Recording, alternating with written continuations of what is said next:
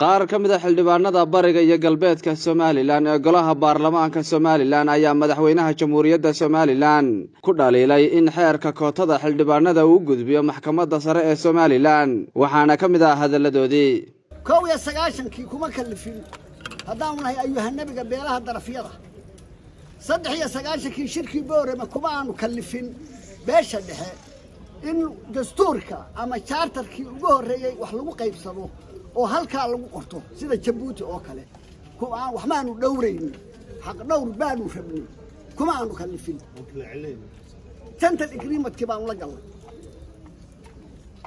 jantal agreement-kina waa hadal hadaan meel ku qoray la jibsana banaan sida maanta nagu dhacday yaa ee walaalahaya sameeyeen baa qofku sameyn kara sida boqorkii la yiri beertii sicii beerta wuxuu galay sicii saacad baa beertii galay aw yiri waranka hal buuxi way la jibsana banaan baa nagu dhacday xaq dhowrkii aanu sameeynay maalinta hadaan oranahay inoo kala jeexa xaq dhowrkii baanu la'nahay muddaanu qaylineynay ilaa iyo maalintii baarlamaanka la yiri hal la dhiso markii beelnimada laga baxay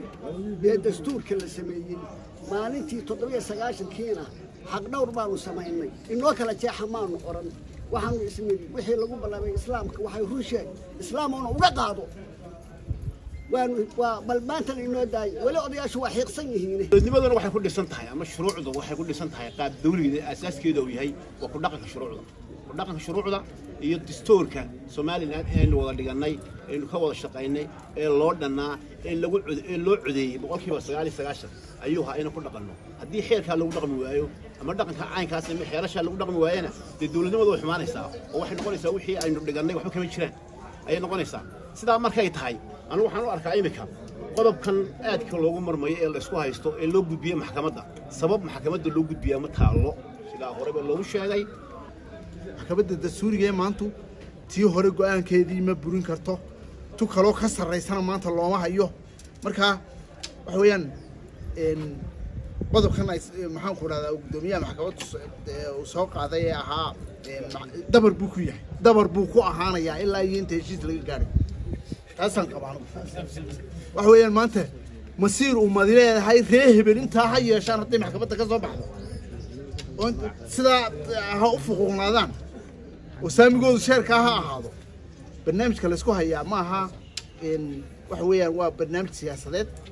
oo in la xalliyo oo beeluhu wax qaybsadaan bay ahayd maxkamadda markaa go'aan ay ka soo saari kartaa meesha anigayga ma muuqato xamse maxamed muuse cawke Ariel TV Hargeysa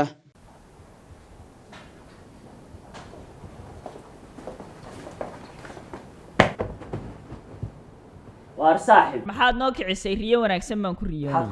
riyooday shirkadii Telesom oo soo kordhisay adeeg la yiraahdo kaafiye oo aad $7 bisha oo dhan ku hadlayso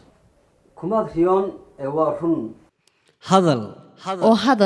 oo ku hadal bishii oo dhan $7 oo kaliya ku darso fariin kasta oo aad dirtaana waa ku bilaash